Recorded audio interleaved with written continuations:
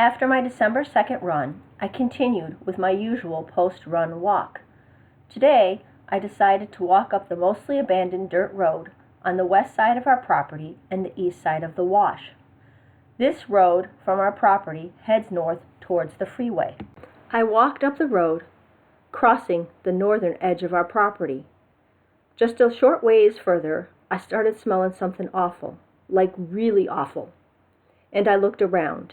As I looked around, I thought I saw a horn, and when I went just a little further, there was that horn attached to a very dead steer. I finished my walk, went back to K2, and told Thorne about it when he got home from work that night. It really wasn't our problem. It wasn't on our property. We couldn't smell it on our property, so just leave it be, or so we thought.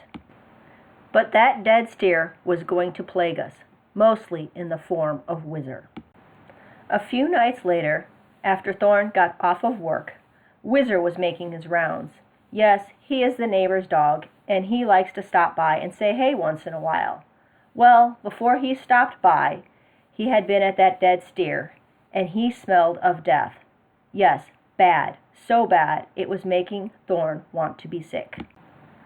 So, even though it was not our steer and not on our property, we were going to have to deal with it. And that is just what we did this past Sunday. After church and then some lunch, we loaded up some scrap wood and some logs we had on the property and drove upwind of that dead steer. Thorne got that steer burning quickly, and once burning, it didn't smell quite so bad. Okay, not as good as barbecue, but definitely better than it was. As we walked around the area surrounding the steer, there was evidence that the local dogs and coyotes had been having at it. 2 of the legs were removed and a short distance away from the carcass. There was also plenty of evidence in the form of poop that this rancid meat didn't sit too well with the dogs and the coyotes. I have watched a piano burn before, but I don't recall ever watching an unbutchered animal burn. It was creepy and interesting at the same time. At one point early on, the smoke was coming out of its nostrils, much like I'd think a dragon's would.